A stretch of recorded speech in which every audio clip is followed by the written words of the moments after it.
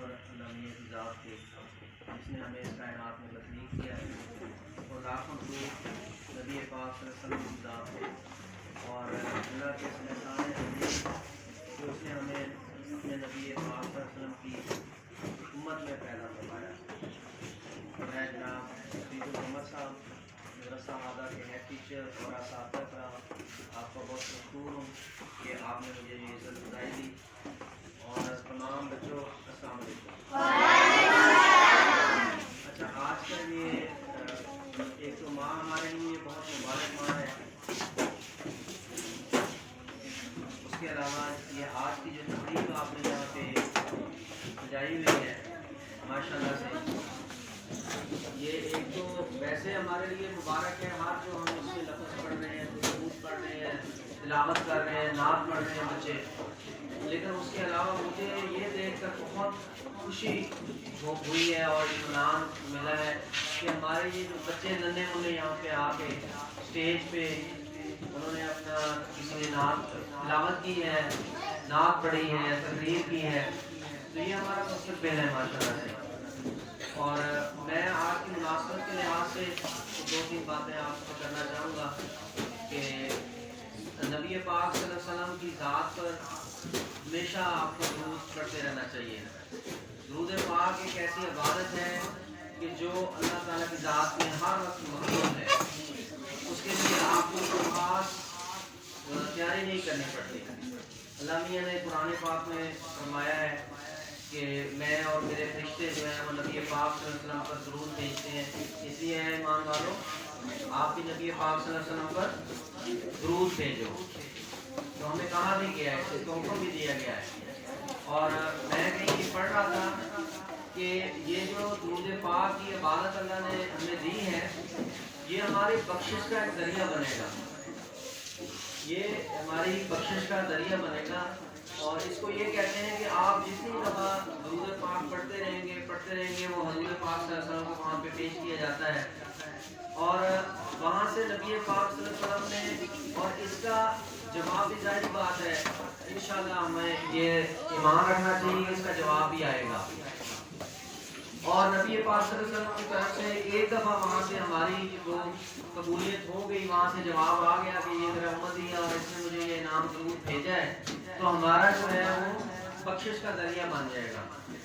تو یہ اس کی ایک تو یہ کہ درود پاک آپ کو عام ربیع الاول کے علاوہ بھی آپ دن میں بھی آپ صبح نماز پڑھتے ہیں، نماز کے بعد اور یہ پڑھتے رہا کریں اس کو۔ اور دوسرا جو یہ میلاد منانے کا مقصد ہوتا ہے، اس میں اصل میں جو ہے نا وہ زندگی پہ ہم نے روشنی ڈالنی ہوتی ہے کہ حضور پاک صلی اللہ علیہ وسلم کی زندگی بچپن سے لے کر آپ نے پڑھا ہے کتابوں میں، بچے ہیں طالب علم، کہ حضور پاک صلی اللہ علیہ وسلم کے پہلے والد گرامی پردہ فرما گئے، اس کے بعد بچپن میں ہی والدہ بھی اللہ کو پیاری ہو گئی، تو آپ صلی اللہ علیہ وسلم نے وہ یتیمی کا وقت گزارا۔ تو وہاں سے بچپن سے ہی لے کر آپ صلی اللہ علیہ وسلم کی جب تک آپ نے وصال فرمایا، پردہ فرمایا دنیا سے، تو وہ ہمارے لیے ہر ایک عمل آپ کا جو ہے وہ ہمارے لیے نمونہ ہے۔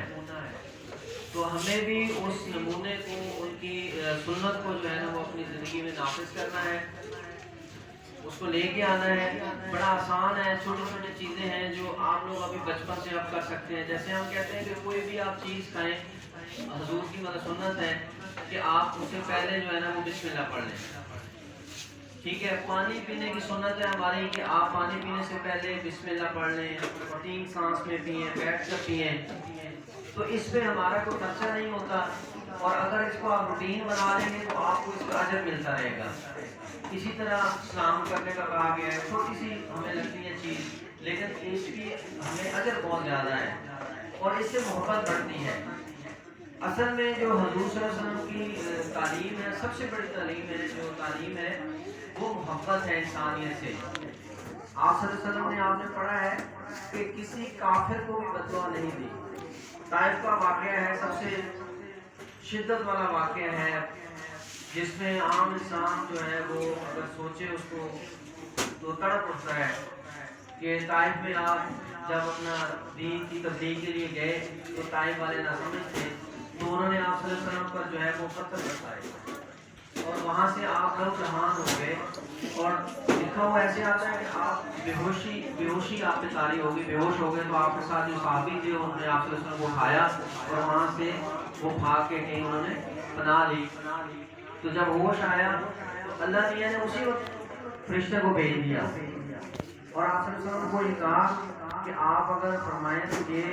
میں ان کو دو پہاڑیوں کے درمیان وہ وادی تھی کہ ان کو ابھی سے میں الٹا دوں، تیس نیس کروں۔ تو دیکھیں اس موقع پر جو آپ صلی اللہ علیہ وسلم کی جو بات ہے اس پہ ہم اگر جائیں تو آپ صلی اللہ علیہ وسلم نے کہا کہ اے اللہ تو ہر چیز پہ قادر ہے،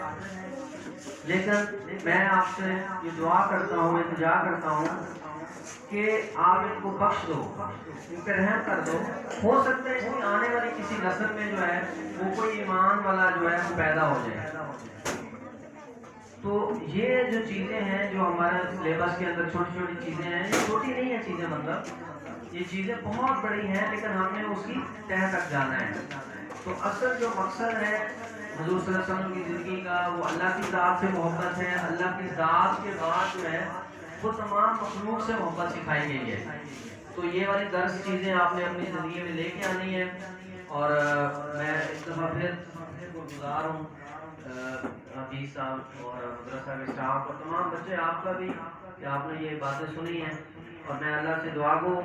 کہ میں نے جو باتیں کی ہیں اس پہ مجھے بھی اور آپ کو بھی عمل کی توفیق دے اور ہمیں اس کا اجر بھی دے۔ جزاک اللہ۔